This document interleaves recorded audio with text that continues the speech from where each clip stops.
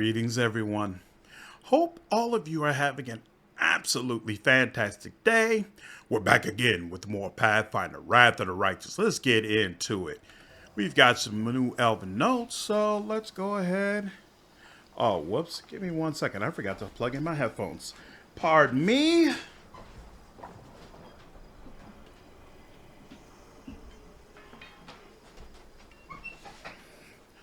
There we go. New Elven notes. I found a page. Ooh, goes right into a story. Let's do it. The purple flames cover my eyes. The purple flame covers my eyes. I cannot turn away. It follows my gaze. I cannot close my eyes. It will follow there too. The heart of the tower burned out of my sight, and I am not sure I will ever be able to see my dear Golarion again. Wounded, groaning from the consequences of Earthfall, but no less loved because of that. Exhausted, I sit down on the cold floor of the laboratory. All my work was in vain. I wasted my entire long elven life looking for something that turned out to be useless. I didn't understand what really mattered to me. Golarion, such as it was before Earthfall, does not exist anymore. But there is another, new Golarion, a young one that is surviving, fighting for its life. By connecting with another plane, I would have destroyed the new Golarion, making it an extension of the other plane. Instead of trying to save old Golarion, I should have helped the new one. I was supposed to preserve the memory of old Golarion, to gather the knowledge and heritage of the lost civilizations and give them to the world when it needs them. For at some point, it will rise from the ashes without any help. I believe this now, and deep down I always have. So that's how you lost your sight. Looks like it, the storyteller chuckles faintly. I still see only this purple flame. After so many years, it has become quite dear to me. You almost opened the Worldwound. The storyteller nods sadly. You are right. It would have been a terrible crime against Golarion. A murder. At the same time, it was much weaker than it is now. It wouldn't have been able to resist a demonic invasion. Luckily, I was wise enough to stop before it was too late. Please continue. Rise, elf. This is not the end. The masterful voice seems to ring in my head. A silhouette of an angel appears in the flame. Purple flames are reflected in her gleaming steel armor. She has no face, just two fiery eyes burning deep in the steel hood. Rise, elf. Rise and bow to the will of Pharasma. The storyteller's voice changes subtly, becomes loud and adamant. Rejoice, elf, for the Lady of Graves has deemed you worthy. You pursued your goal despite the opinions of those around you and even fate itself. But you managed to stay your hand once you realized your mistake. You saved Golarion from yourself. For this, the Lady of Graves wants to give you a gift. You will become her usher, an immortal psychopomp. You will take a place at my lady's side and become the keeper of history, not just for Golarion, but for all the planes. In return, Pharasma requires one thing. Tear up your bark-covered notebook. Let the knowledge you obtained remain a secret for many generations of Golarions after you. The storyteller gulps involuntarily. Pharasma herself sent her herald to me. For the first time in my life, I, the last Archmage of Kyonin, who proudly looked in the eyes of Demon Lords, feel unsure. My hand feels for the notebook on the floor. My fingers run over the tree bark cover lovingly. I don't need eyes to recognize it. I know all its cracks and bumps. It's like my child, the only meaning of my meaningless life. I don't want to destroy it. I can't find it in me to obey the order of the Lady of Graves. You refuse Pharasma herself? The storyteller tries to smile. I did a stupid thing, didn't I? I, the last Archmage of Kyonin, was just a fool who had lost his purpose in life and then dared to disobey a goddess. If I were her, I'd have ordered the herald to destroy the deranged old man. Tell me about the herald Pharasma sent to you. The steward of the Skyan, warrior and herald of Pharasma's will, the Lady of Graves sent her to restore the balance of fates and also to pronounce a great prophecy. Her interference in the fates of the world is almost imperceptible. Only a few remember meeting her. Don't eternal life and serving Pharasma merit the destruction of such dangerous knowledge? The storyteller remains quiet for a long while, gathering his thoughts. My mind wants to say yes. I should have destroyed my dangerous notes that could have ruined Golarion, but my heart says the opposite. For this knowledge is also part of old Golorion's heritage. I, a child of that lost world, created it in my reckless pride. If I want to preserve all Golorion's heritage, do I have the right to choose which part of this heritage should be wiped out of history? Please continue. I am ready to undergo any punishment for my refusal, but the steward of the scan only looks at me quietly, as if pondering something. The knowledge in your hands must not see the light. This is beyond question. But my lady is merciful and has agreed to make concessions. You will tear the pages out of your notebook, and along with it, out of your memory. You will scatter the pages throughout the world, and your memory will be purged. You will be immortal but pure, like a newborn babe. Use your new life to keep the memory of the fallen and seek the truth about your own past. As soon as you remember this moment, you will lose your immortality and will have to answer my question again. Will you choose to become a servant of Our Lady, or will you prefer to live out the short time you have left? I find no strength to answer and only nod. The steward raises her hand and we both find ourselves in a whirlwind. I see nothing but the purple flame and the glowing image of the herald, but the rest of my senses tell me we are rushing through many places. I hear seagulls crying and smell the salty ocean air, followed by the rumble of a raging volcano. The bracing wind of the plains changes to the dry heat of a desert, and then the blistering cold of a snowy mountaintop. In each of these places, I tear out a page and give it to the wind. It grabs the new toy from my hands and takes it far away to hide from me for many years. With every torn page, I start to forget. What did I do in the Ivory Labyrinth? Why did I live in Illusionera? And indeed, did I ever live there? The name Kenny sounds vaguely familiar, but I don't remember why it should mean something to me. Maybe it was my own name. Exhausted, I fall down on the withered grass. I remember this is how the woods of my home, Kyonin, used to smell. My mind drowns in the darkness. I don't see the steward any longer, but I still hear her voice. Look for your past, elf, and gather the stories of Golarion, for this is your calling. I name you the Storyteller. When you remember this moment, destroy the dangerous knowledge that has once again fallen into your hands, and Pharasma will see you in her halls. And you, Professor Snape, help him with this. Help him make the right decision. The old man drops on his knees. His hands clasp the bark-covered notebook to his chest. His voice trembles. What should I do, Professor Snape? I've gathered the stories of Golarion for so long, looking for my past, and now I have found it. Should I accept Pharasma's proposal and be reborn, or refuse and die? Do we have to decide right now? I'm afraid so. The storyteller smiles awkwardly. I feel Pharasma's heavy, silent gaze. She is studying me, evaluating my decisions. She is waiting for my reply. The storyteller lowers his head awkwardly. Forgive me for burdening you with this and asking for your advice. What do you want? Oh, if only I can answer this question. The elf chuckles cheerlessly.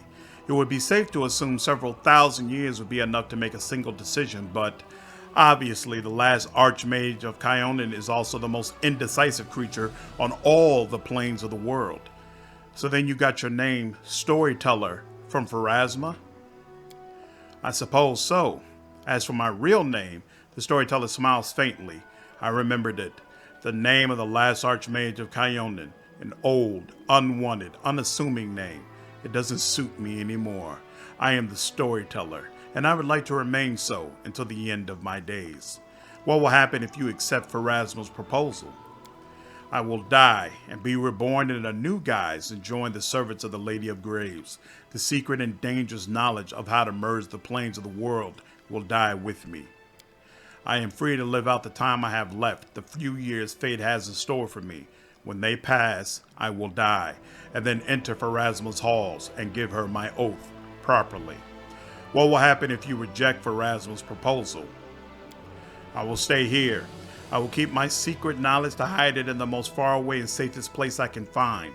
My age will catch up with me gradually, but I think I still have a few years to write books of the stories I have gathered, or tell them to someone I will take on as an apprentice. As you see, my choice means a prompt death for me, but I am not afraid. I, having seen the death of thousands of civilizations and outlived time itself, know better than many what is enough. So the Lich obviously is strongly against Pharasma, so we're going to recommend he refuses. Refuse. Knowledge must be preserved, not destroyed. It can't be inherently dangerous. It is made so by those who possess it. The Lich doesn't really believe that, but he does not want Pharasma to get another pawn.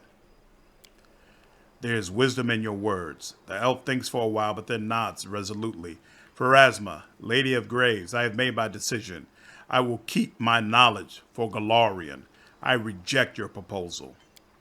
Nothing happens in response. No lightning strikes from the sky. The ground does not open wide under your feet.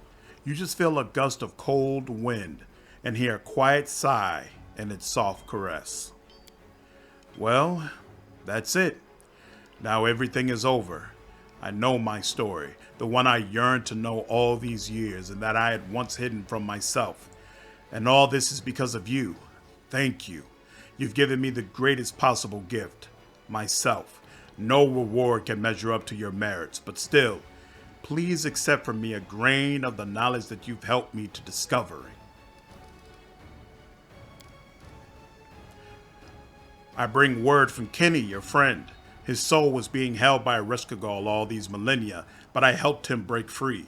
He asked me to tell you that the warm spiced wine you two used to share in the tower was the best wine he drank in his whole life. The storyteller flinches. Kenny, my friend.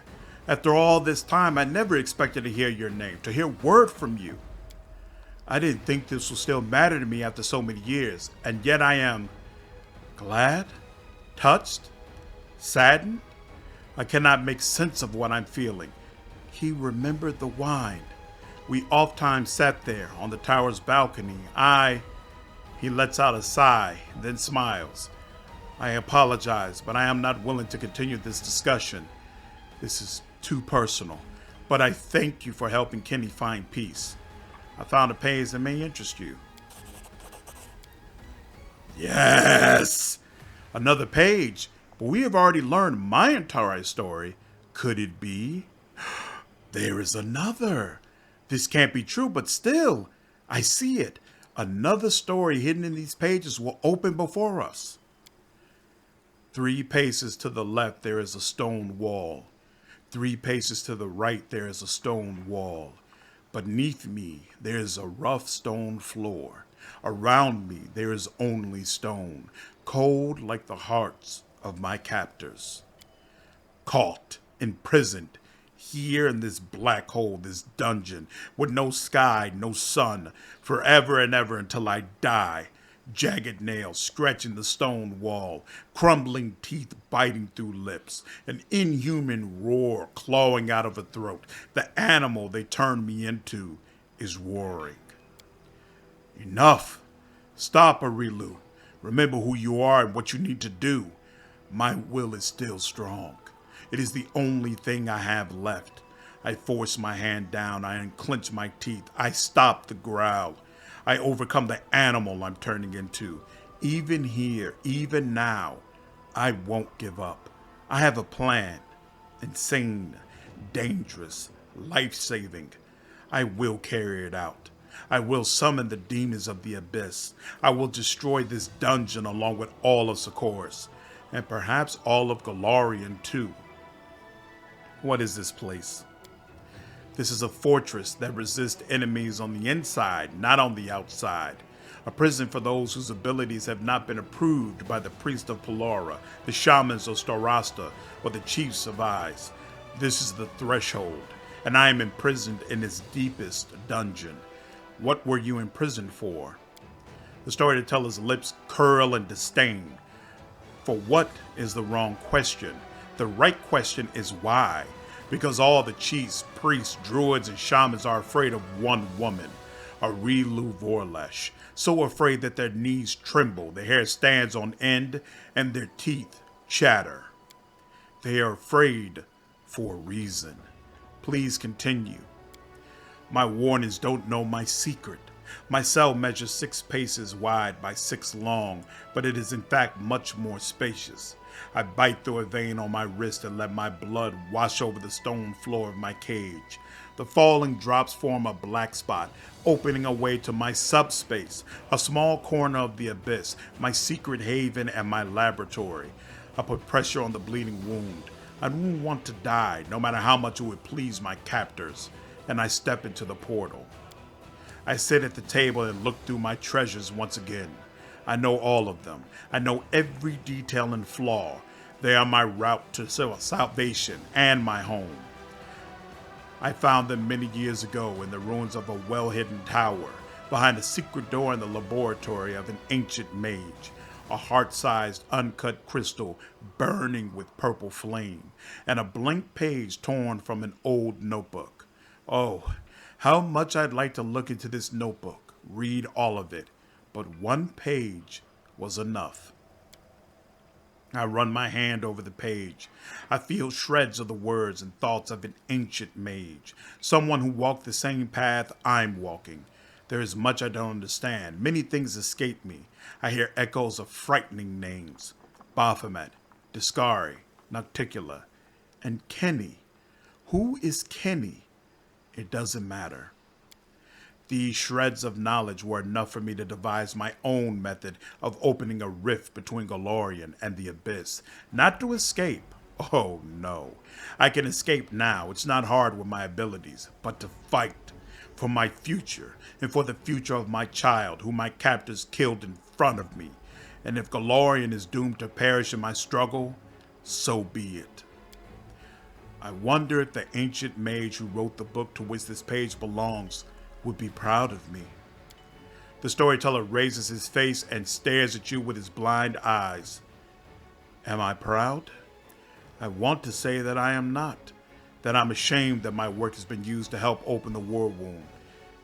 And still there is a glimmer of pride in me, pride that my work proved a success.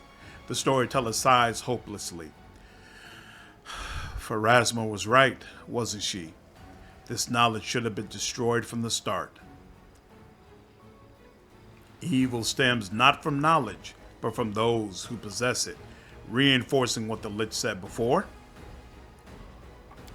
The storyteller nods. There is wisdom in your words. If Pharasma hadn't made me tear up my notebook and forget about its existence, I would have just hidden it as far away as I could, and Areelu might never have found it then. The Lady of Graves is as much to blame for what happened as I am.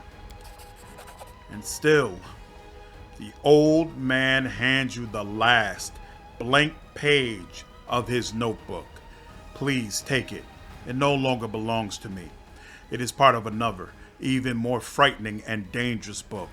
Destroy it or keep it. It doesn't concern me anymore.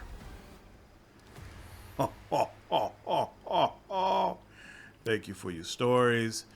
Please examine my items. Right, I don't have any items. Time to go. Wish you interesting adventures. Oh, this is awesome. Okay. So did all that. Let's go ahead and save here. And see if this is going to work.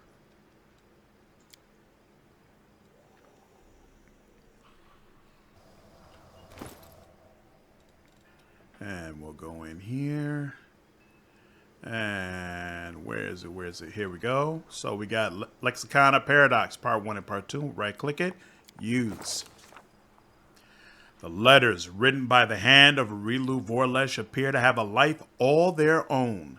A moment's inattention, and they begin to disperse, changing shape and moving toward the edge of the page, as though they are planning to leap off. The commander lays the second part of the Lexicon of Paradox next to the first, and the movement of the letters becomes more intelligible. The lines of both parts now seem drawn to each other, straining to unite and form new sentences. Focus on the text.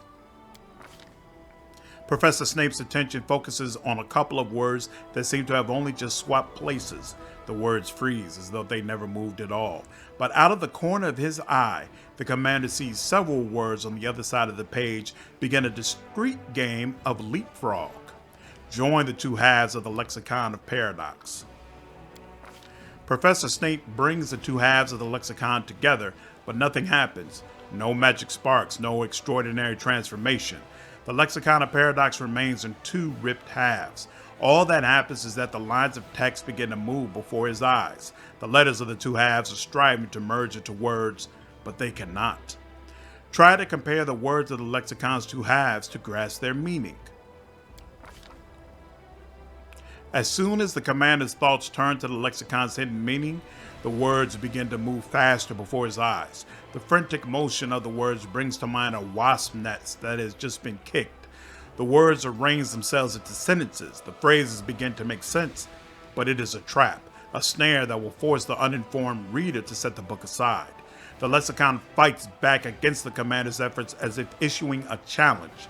Can Professor Snape unravel the secret knowledge enciphered within it? So, this requires you to pass a bunch of skill checks. These skill checks are based on your personal ability. So the ability of your party members is irrelevant. So for example, we've only got a 4 in religion, whereas this requires you to pass with a skill check of 40. So it is literally impossible, considering the way that I am set up, for me to pass these skill checks. I would basically have to respec the character in order to try to do that. Set aside the Lexicon of Paradox. So, we will go back into it. Right click, use. Focus on text. Try to grasp their meaning. What? Oh, sorry. It makes you go straight into it. No problem. One moment. Use. Place the blank page from the storyteller's book between the two halves of the lexicon. So you have to get enough pages where you completely unlock storyteller's story, and then also have an extra page to be able to unlock this final page of Areelu that you can use in the lexicon. We place the page in there. The blank. Oh, it's still making us gut dog it.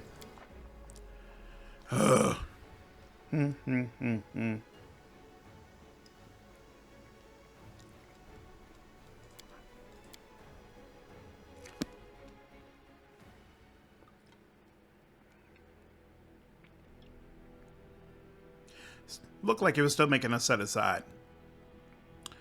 So I think the way it works is if you try to get into those skill checks and then you fail it,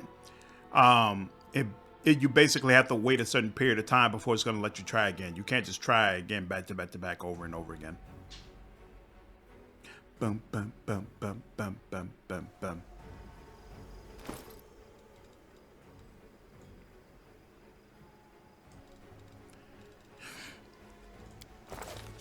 All right, let's give it another whirl. Place the blank page from the storyteller's book between the two halves of the lexicon. The blank page obtained from the storyteller fits seamlessly between the two halves of the lexicon, as if it was always meant to be there. As if this page had once been found by Areelu Vorlesh, who saw its hidden potential and used the storyteller's knowledge, lost in the depths of time, as the foundation for developing the process to open the Worldwound. After a moment, words begin to appear on the once blank page, words that have shifted there from the two halves of the book. These words form phrases that reveal the precious secrets of the Lexicon of Paradox. The transformation process was initially conceived by me as a power source. However, in the course of my experiments, I learned that it partially solves the problem of the slow demise of the key. The power that manifests after transformation. I am almost certain the mortals will devise some overblown name for it, like mythic or legendary. Serves as an effective shield against the poisonous influence of the wound. Problems arise when it is used. When the problem is expanded, for instance, in combat, the shield is weakened, and the infiltrating emanations of the wound strike the key, wounding it and robbing it of its life force. This problem is immaterial in comparison to the second. The power increase after transformation is not infinite, nor is it protective effect. I managed to stave off the death of the key for several decades, but even despite achieving the extreme level of power bestowed by the transformation, at some point the key's protection will weaken, the Worldwound will prevail, and consume the soul of the key. I must admit that my research has come to a dead end. I have developed the power of the transformation process to its very limit, and I have failed to find a way to completely cure the wound's effects, except for extreme measures. At this, the secret writings of Areelu Vorlesh come to an end. Whatever their significance, their contents will undoubtedly be of use to the commander in the future. As if reading the commander's thoughts, the lexicon separates into two halves once more. And you gained a bunch of experience. Okay, so you do set it aside. Awesome. And that is done. Excellent, excellent, excellent. That'll be useful to me later. Now let's go over here and talk with Horon. Did I sold all my stuff, right? Yeah, I'm good on that. Up here. Oh. Boom, boom, boom, boom, boom, boom, boom, boom, boom, boom, boom, boom. Okay. No? Ooh, I was about to say, if my undead people had ended up killing him, I was going to be upset. All right. Come on, click to edit. Let's go. There we go. Ooh, that's going to be fun. Okay, but for now, give him Lori's pendant. The spinner of nightmares is dead. Thank the gods, but where is Lori? A shadow of understanding flashes across Hilor's eyes, and he looks down at the blood-smeared pendant, terrified. The walls he'd erected in his mind come crumbling down. Where is Lori? You killed the spinner of nightmares and saved Lori. You saved and killed. Killed, saved. You killed Lori. For the first time, you see terror on Hilor's face. He doesn't say anything but moves his lips, trying to force a whisper. You killed my Lori because she was the spinner of nightmares, a murderer, a servant of the demons, traitor. Hilor casts a desperate look at you, as if he was begging for rescue. How could I forget? I've seen it all. I couldn't believe it. I couldn't live knowing this, and I just stopped. I'm sick, right? Yes, I'm sick. And Lori, my Lori, she's dead. His last word becomes a long, mournful wailing. Hilor buries his face in his hands. With a sharp movement, he flings off his monocle and it rolls onto the floor, glinting at you unkindly. Receive the Eye of Truth. A small, single eyeglass charmed by Priest of Nethys. It allows the wearer's eyes to identify illusions or magical deception. For 3 years, it belonged to Venture Captain Hilor, while he hunted a demon worshipper and master of illusions called the Spinner of Nightmares.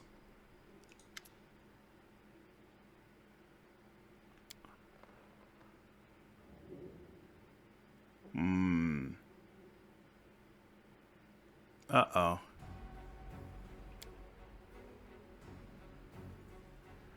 Oh, wow. Commander, I beg you. I thought it was a bug or something.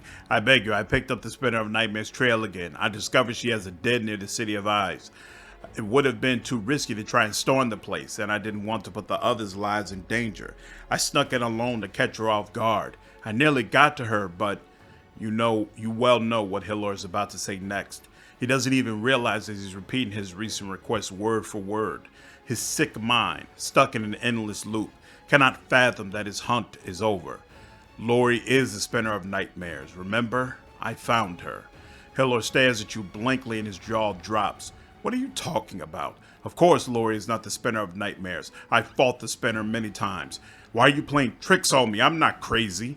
Sincere incomprehension floods Hilor's restless eyes. His mind cannot bear the terrible truth and represses it like many times before. Rough. All right. Now let's go ahead and rest. And you should also be working on some. Actually, I don't need haste. Do we need anything else from here?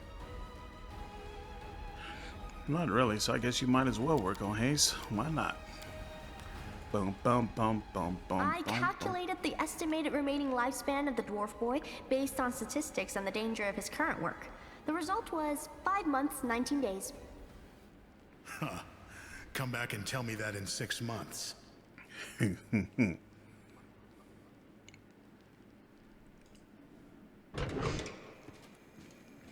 Excellent. My lord, an unfamiliar knight enters the hall. A white-bearded old man clad in armor that's polished to a sheen and adorned with an image of Iomede's sword. Despite his age, his movements are confident and his eyes are sharp. The knight's voice trembles ever so slightly, not because of his years, but because of his barely restrained temper. I have come to report treason. Who are you? Sir Thomas Longar, paladin by the grace of Iamade and your loyal servant. Until recently, I was Captain Harmon's adjutant. I was mostly involved in staff work. Alas, I'm no longer of age to be fighting on the front lines. Ashamed that my chance to introduce myself to you has been made possible under such disgraceful circumstances. Where's Captain Harmon? I'd say he's already made it halfway to Nerosian. That's why I've come here to report, my lord. You are, of course, familiar with the Wary. They're a circle of schemers who have been stirring up trouble practically since the beginning of your crusade. They're politicians, undermining our holy cause with their petty intrigues. How many times have you routed them? And after each time, they were back at it again. Sir Thomas shakes his fist, then gets a hold of himself and continues more calmly. I beg your pardon. I meant to tell you something that you didn't already know about them. Something I, sadly, didn't know either until now. The leader of the Wary this whole time, the one who incited their insubordination time and time again, it was none other than Captain Harmon. That traitor, that blockheaded fool. Since the very beginning, he thought you were unworthy to lead the crusade.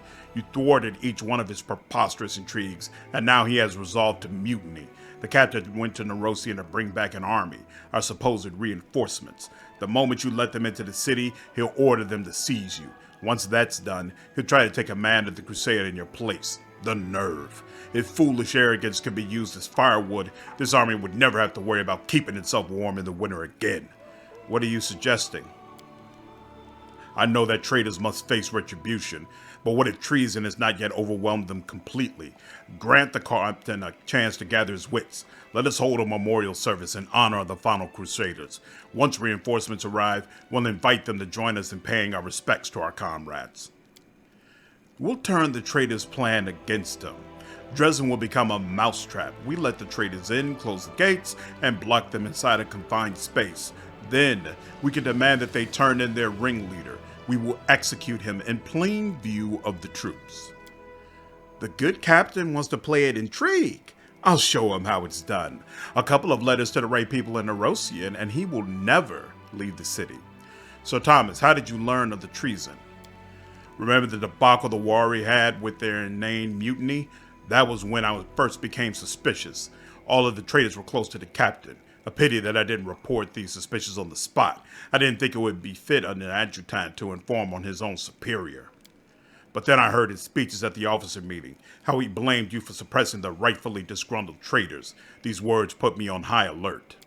When the captain left for Nerosian to oversee the arrangements regarding your new ally support, I made my way into his quarters and searched them. The captain left in a great hurry. He didn't even check to see if the letters he'd thrown into the fireplace had burned properly. There were just some charred scraps left, but what they said was enough to figure out where he was going and what his plans were. On top of this correspondence, I found this. A stack of promissory notes appears in Sir Thomas's hands. These were issued by a certain bank in Absalom. They're worth a fortune and apparently were intended as payment for mercenaries. Captain Armand forgot them as he was packing up. It seems he was in a panic as if he expected arrest at any moment. He cast a piercing gaze at you. He must have thought you were suspicious of him. Queen Galfrey is dead. Who is it that he plans to make the Crusade's leader? I'm clueless, Commander, and so is he, I'd bet. I doubt he's after your position. More likely, he hopes that a suitable replacement will just appear. He shrugs. A brilliant plan, that's for sure. As solid as the granite of the head that's hatched it. What I find most tragic is I understand the captain to some extent. Despite all his intrigue deep down, he's still a true knight. But just like any knight, he is fully devoted to his lady. Didn't you notice? From the very start, his loyalty was not towards you, nor the Crusader cause, but to Galfrey, to her and her alone. When she set out for eyes, he desperately wanted to accompany her, but his queen gave him a different task. Harmaden had to wait for Mendevian reinforcements in Dresden, form a second army, and only then could he move out in support of Galfrey. When you arrived and took command, I think it was a painful blow for him. Let's discuss our options in further detail. I hope that we together can come to a reasonable solution. Regil, what do you suggest? The army doesn't know it's following a traitor. He wanted to order them to arrest the commander, but we'll be one step ahead. We let the troops into Dresden, surround them, then promise to spare their lives if they turn in Harmaden. Then, we could tell the warriors what sort of crime they were almost drawn into, right before we execute the conspirator in public. They'll be grateful to you for sparing them from unknowingly being complicit in treason. Lessons like these, ones you pay for not with time or gold, but with blood. These lessons are invaluable both to soldiers and officers. Risky. What if he orders his troops to attack first? What if the troops listen to him?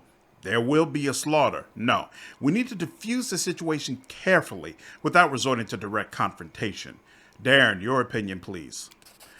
I have plenty of powerful acquaintances in Nerosian. Some of them owe me favors, and I can offer a lot to others.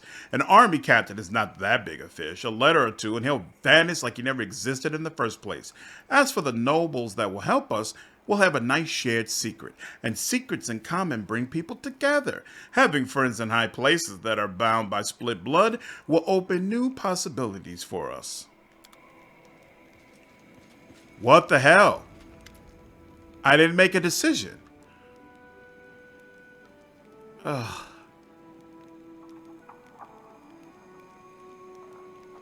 I did not make a decision. Hold on.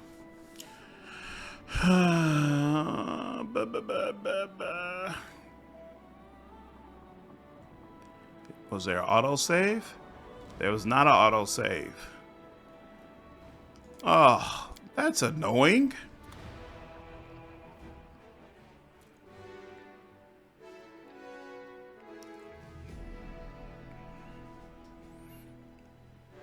Sorry, gotta redo a little bit of this. One moment. Because what I don't want to take the risk of is that the game doesn't register any sort of decision, but never gives me a chance to have the conversation again. So it's just stuck there, and I can't increase military anymore. That would be so annoying. Boom, boom, and you're good. Then we rested. And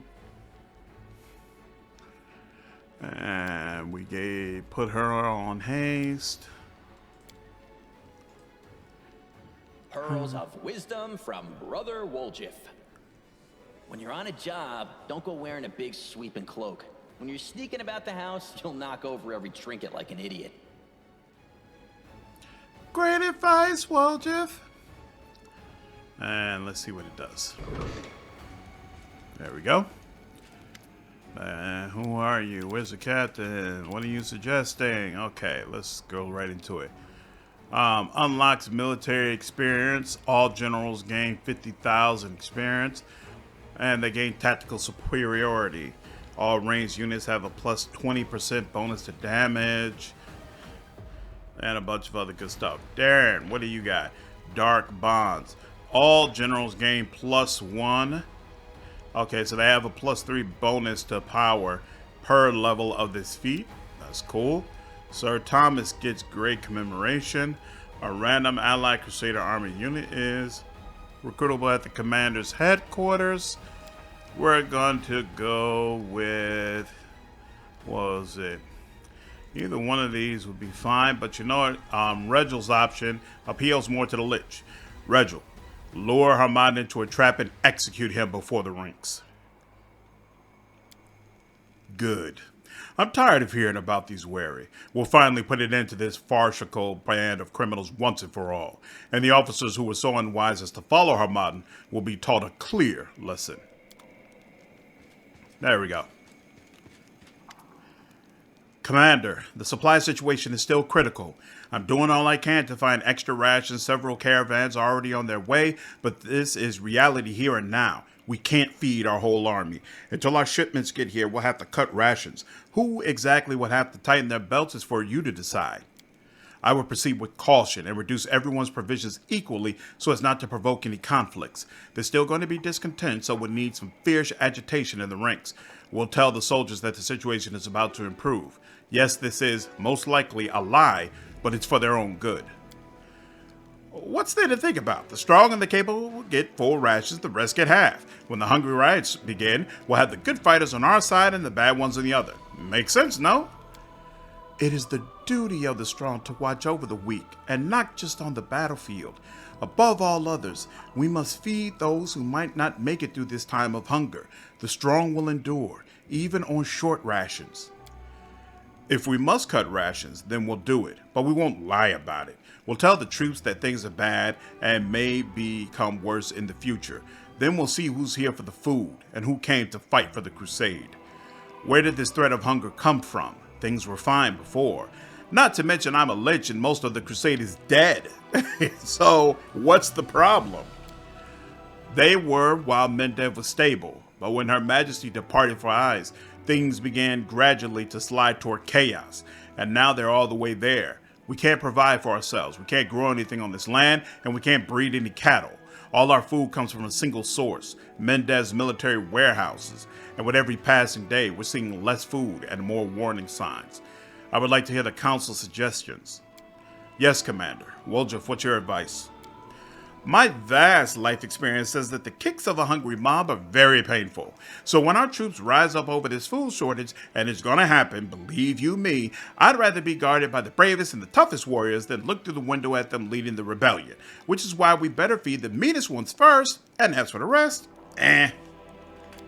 But we're responsible for all the soldiers who have entrusted their lives to us, not only for the strongest fighters.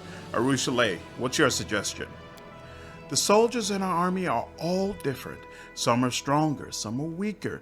Surely the strong will want to share their provisions with their more fragile comrades. They're healthy and resilient. They persevere. But the weak, they might die of hunger. That way it will be fair, right? Dream on. If we treat our strongest troops like that, they'll just take off and we'll be left with the wimps. Or worse, they'll stay and take their rations by force. Who's going to stop them? Your scrawny friends? Lad, what's your opinion? Everyone will join the effort to conserve as much food as possible. We'll tell it like it is. It stinks today and it's going to get worse tomorrow. Whoever refuses to suffer through hunger, cold, and danger with us is free to go. The rest must grit their teeth and hold on. We've been through a lot, and we're going to make it through this too. And who's going to stay in the army after a speech like that? Nobody with a brain in the head, that's who. You know who I haven't seen around? Fighters who can live on thin air. Torgalinda, what would you recommend we do? I suggest we cut everyone's rations harshly. We'll save some provisions in case there's a problem with new deliveries, and we'll have to fight the lack of food with campaigning. Just hold on a little longer, our brave crusaders, such as the price of victory and so on. It's vile, but what else can we do? If we tell them the truth, there'll be panic and we'll lose the army. We'll damn everyone. It must be great to be able to live on propaganda. Clearly, I've spent my life learning the wrong stuff. Everything is clear to me now. Then what are your orders? Spellcasters Lodge and Main Hall of Champions gets more growth. Archers get less recruitment. Yuck. Barracks and Archery get 30% more growth. Spellcasters Lodge and Hall of Champions get less. Recruitment growth for Mythic units increases by 25%. Recruitment for trainable units reduces. That's whack as well. Recruitment growth for trainable units increases by 10%. That's good, but honestly, I think the Lich is, I don't even know what it does, but I'm pretty sure the Lich, the Lich is going with number 7, to be honest with you, because Most of them are dead. We'll figure it out. I don't see any reason to move things around or do anything special. We'll make the food work. Most of these people don't need food. I'll do this, and plus I like the way it starts off. I'll do this my way.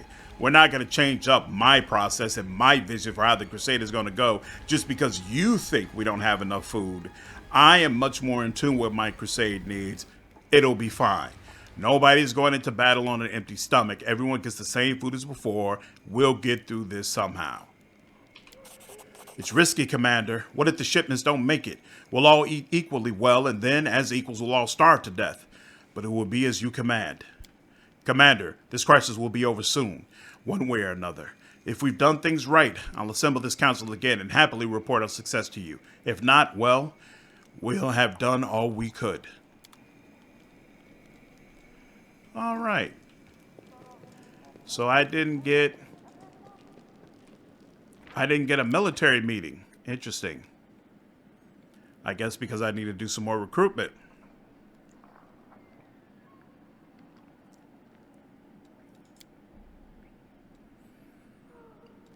Okay, we're gonna leave half cocked. Hopefully it won't hurt us too much. Who am I getting rid of? Definitely getting rid of you. We're kind of... Yeah, you know what? I really want to get rid of you. Do I need you? You'd give me religion. That's it. I'm good.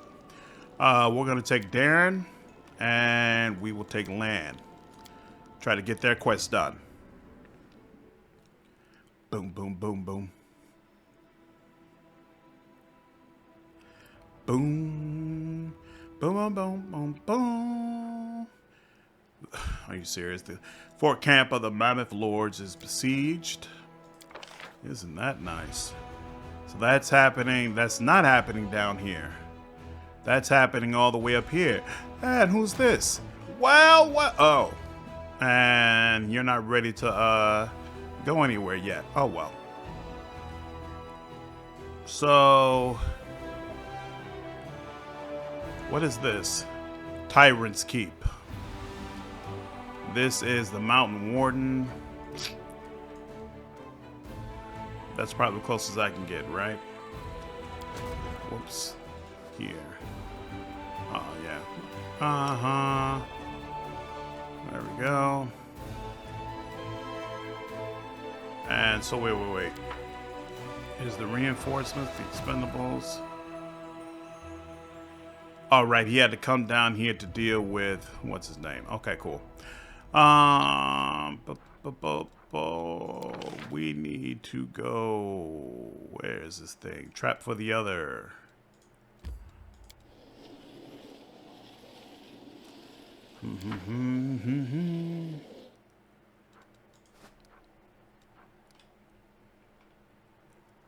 First do this. Decrees, military exiles, repeatable. Rank up, nothing. Oh, the rest of these are military. Okay, cool. And now, go back over here. Scouting party. Deal with this one. Bum, bum, bum.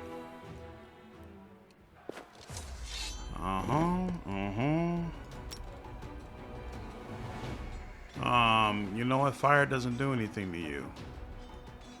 So, we're actually gonna focus way back here. Because that dude can poison us. And that... oh, crap. Oh, okay, cool. He can do it. 39. 2.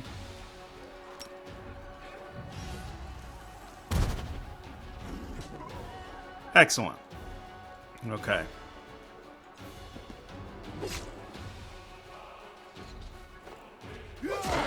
Excellent.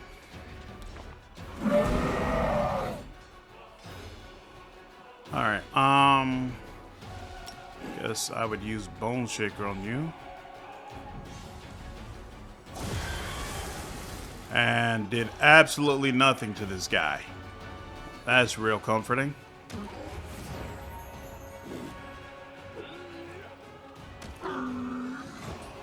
That was very nice. Okay. And you know what? I'm not sure that actually does more damage, so we'll just go with this instead. Oh yeah. Oh yeah. I am very impressed with this unit. I'm definitely going to use them when I come through as an AI. Hell Knights will be front and center. Who are you? You're not someone who can help. Alright. I'm gonna let you chill out here. Expendables. Where are we going? Aha. Boom, boom, boom.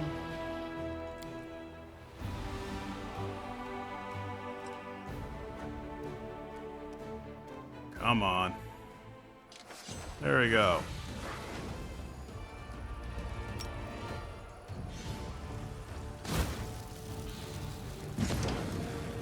And there we go.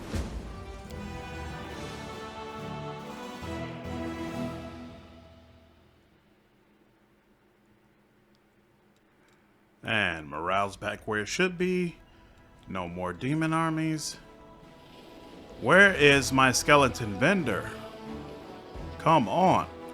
How much do I have to walk for you to finally show up?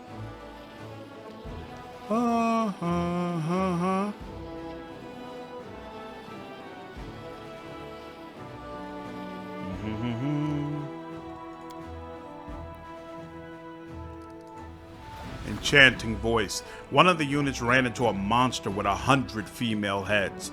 They were singing sweet voices, and the singing was putting both crusaders and demons to sleep. One deaf knight slew the creature, but even death did not silence the heads. The soldiers cut off one of them, gagged it, and brought it to Dresden. What should be done with this head? If I remember correctly, if you are a trickster, you basically can use it as a Medusa head that will freeze other enemies.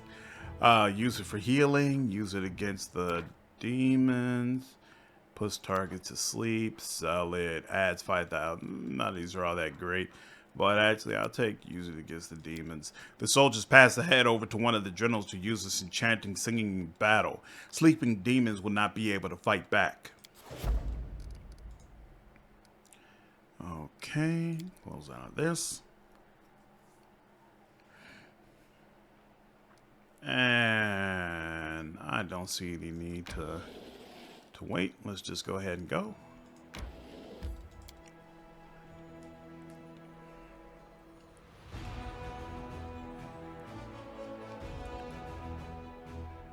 The Lich does not need any help for this, so I'm not interested in their capabilities. We'll go ahead, put some haste on. And you know what? That's it. Let's just get this done.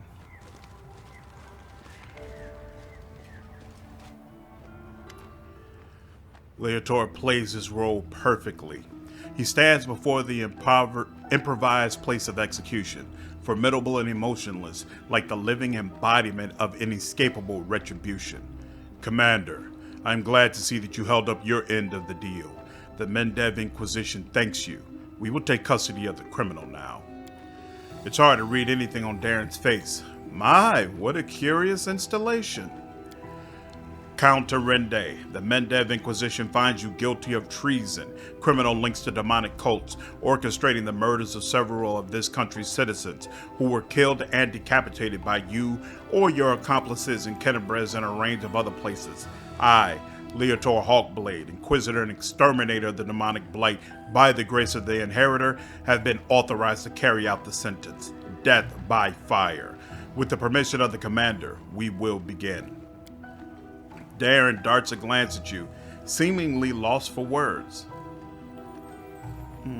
Which one is Lich good at? Intimidation? Did you really think I would agree to tolerate you forever? Miserable excuse for a man that you are. I'll enjoy watching you roast at the stake. Don't disappoint me now. That's not something the Lich would say. There we go. I never really cared about you. Let the Inquisition do whatever it sees fit. Even though, tell the truth, the Lich kind of does feel that way. Failed. Perhaps it's just your imagination, but the air seems to thicken around you, and ominous whispers rise up within it. The rest of your companions exchange bewildered glances, but keep watching without a word, understanding that something unusual is about to happen. Daeran seems shaken by your words. He looks away for a moment, then asks with feigned glee, "Burning at the stake, A trifle old-fashioned. I thought you'd offer something a little more sophisticated for your noble clientele. But what interests me most is what your role is in all of this, Professor Snape. You are an arrogant, pompous brat who thinks too highly of himself. I've been watching you and dreaming of making you die a lonely, humiliating death."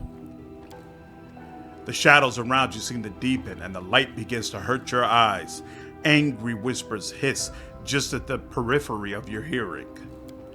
Anger flares up in Daeran's eyes, but he immediately hides it behind a mask of indifference. Such a highly, highly commendable act by such a truly, truly decent person. Wouldn't you agree, Commander?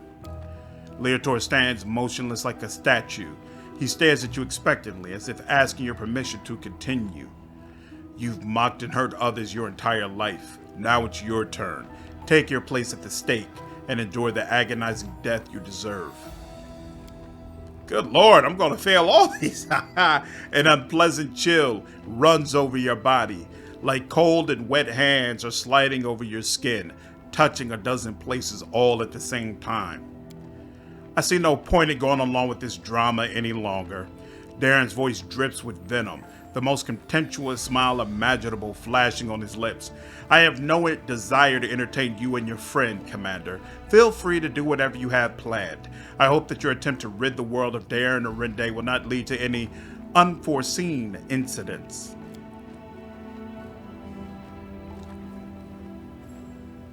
With a blank face, the Inquisitor raises the torch. Let justice be served. There's a palpable shift in the surroundings. Everything seems to tremble, like in the moment before a thunderstorm. There are no bolts of lightning or rolls of thunder, but the sensation of some malicious presence, triumphant and inexorably advancing, rings through the air. It is coming, Commander, but it seems we failed to trick it. A scream of a dozen voices, soundless but powerful, drills into your ears and resounds over the land. The ritual circle drawn by the Inquisitor flares to life. Oh, but it says I succeeded in not allowing the other to suspect an ambush, so okay. Let's save some adventures for later. And Daeran's still alive, so I'm not sure what the problem is, but okay, we're gonna go with it. And hey, when you're in power, oh crap, you don't have any blood. Well, how about this? Does this work for you? Hey, this works for you.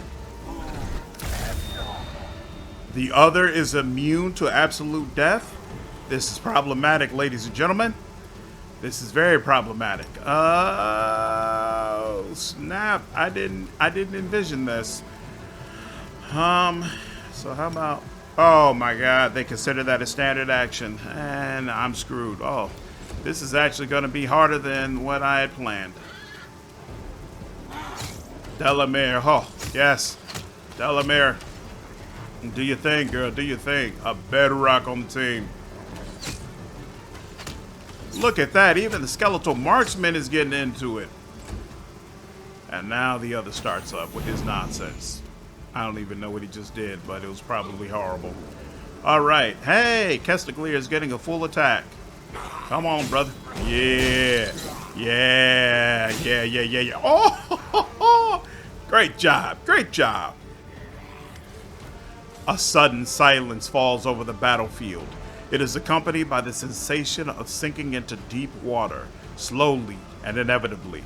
The surface grows further and further away. The darkness grows deeper and deeper around you, and below is nothing but bottomless black. Voices sound inside your head. No, not voices. Images. Ideas. Deal. The blackness seems to extend its hand. A vague extremity. An open palm. Deal. Let go. Let go of us. An agonizing yearning for freedom grows through you, piercing your entire self. It comes from without, but you feel it as your own. Reward. You get reward. Power. Away we will go. Away. The old door is closing. We will step back. A picture of Daeran's severed head, dripping with blood, appears before your eyes, looking eerily weird. What are you? A stream of feelings and images crashes upon your mind. They cannot be described in any language you know. You can only sense the general shape of them, the direction, the aftertaste, space, void, death, infinity, journey, escape, hunger, over and over, hunger. What do you want? Secret. Keep the secret. Door. Close the door. A desperate desire to break free from the trap and escape lances through your mind and heart. The Lich is not going to accept these terms. The Lich is not a fan of making deals with other creatures. He is the only power. He is the only creature worth bowing to and submitting to.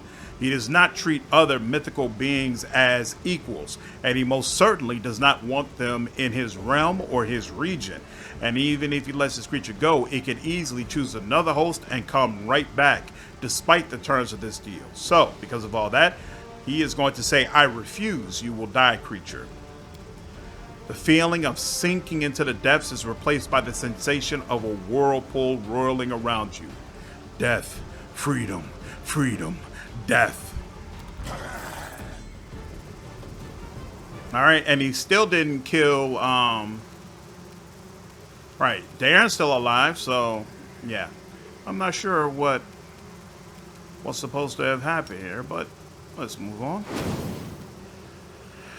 And how do you feel about Mastery of Flesh? Hey!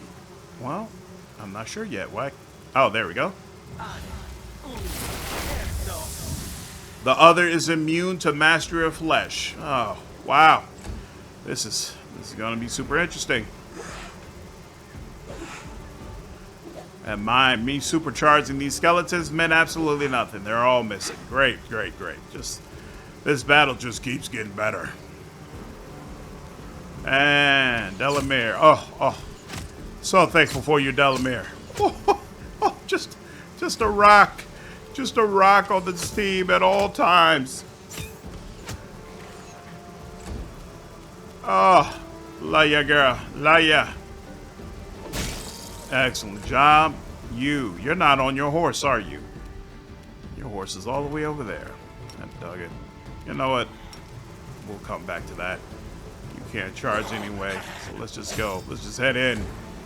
Alright, come on now, Inquisitors. Y'all do what y'all supposed to be doing. And that seemed to be a whole lot of nothing, but okay. Alright, you missed. Oh, so y'all really gonna be useless, huh? Lan, I'm not expecting anything from you either, now that I think about it. Yeah, that's to be expected. Wow. You're making me reconsider my whole build right now. Alright, oh, you know what? Let's go in a summon. Maybe my summons can help out. Hey. Did a little something.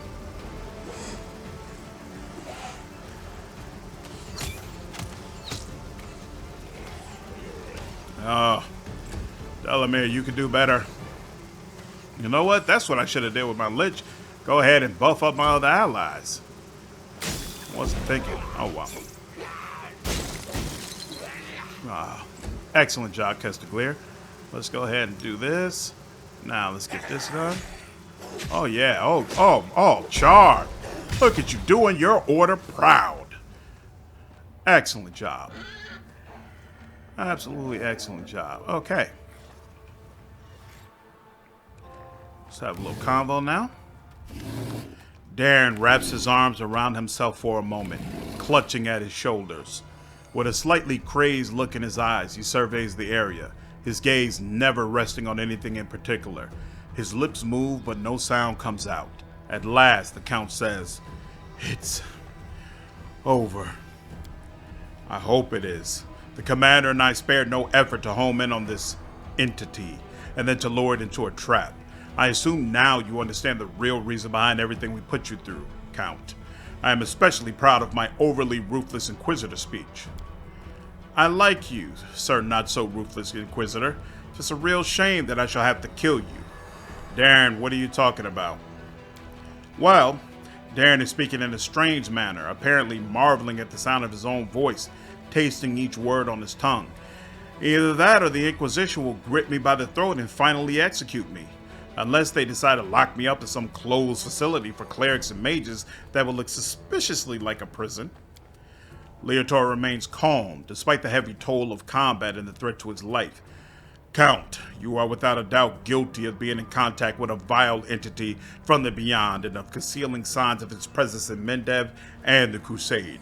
That makes you an accomplice to all the crimes committed by this other, whatever it is. Of course, Mendevian justice in all its glory. It is my duty to pass your case to the Inquisition Tribunal, but I am certain that the judges will take into consideration your youth and the extreme circumstances under which you first encountered the entity, and they will treat you with leniency. I seriously doubt that the death sentence will even be raised as a possibility. But, Leotor pauses. Count, can you still use your abilities as an oracle? What? What does that have to do with... You can, I am positive of it. I know how abilities like yours work. Unlike clerics, you do not gain your power by choice. You do not choose your destiny, you are simply chosen. The other, whatever it was, chose you. You became its gateway and thus acquired new power. Now it is dead, but this power still remains with you. That means that the gateway wasn't sealed with the death of its creator. Hence, you, Count, are an open road into the unknown, where these horrible head-collecting entities come from. You remain a threat, and this means that there is a high probability that the tribunal will decide to send you to a closed asylum, where you will remain under the church's supervision for the rest of your life. Do I get a say in this? I mean no disrespect, Commander, but I seriously doubt the Iomedean Inquisition's Mendevian Tribunal will consider favorably any arguments presented by a Lord of Death. Daeran, do you have anything to say about the gateway and all the things Leotor is talking about? Daeran licks his lips nervously. Of all those assembled here, I may know the least about these creatures and what they were trying to do to me.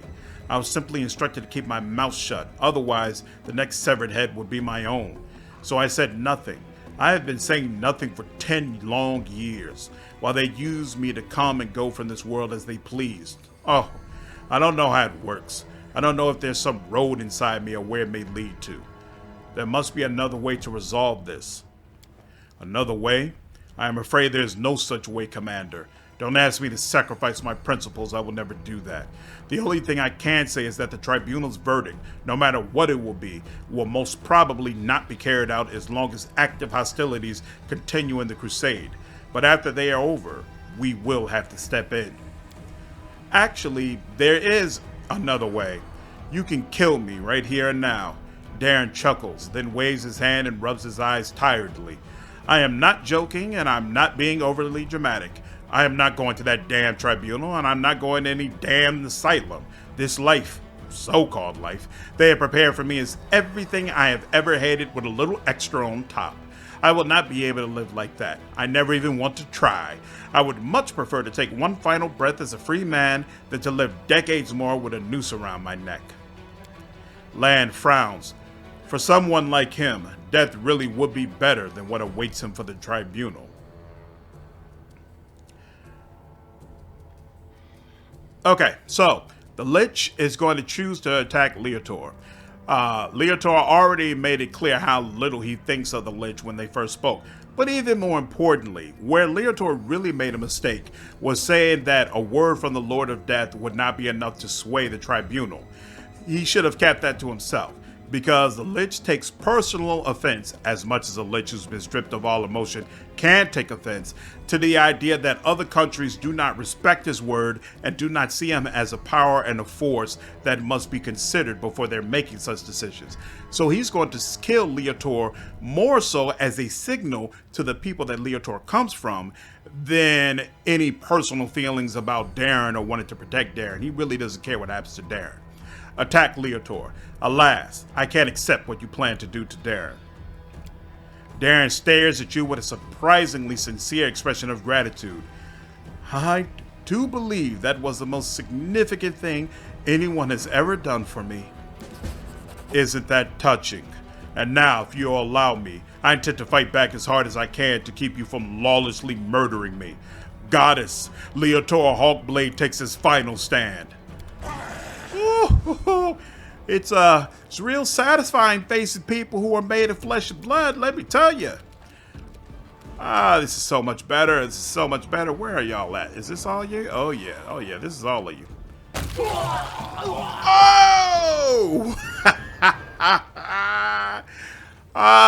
So much better. Okay, Leotor Hawkblade, what you got? Anything interesting? So much better. Really, all the enemies we go up against should be flesh and blood, don't you think? And okay, yep, regular stuff over there. Yep, regular Inquisitors over there. Okay, one quest down. Let's move on.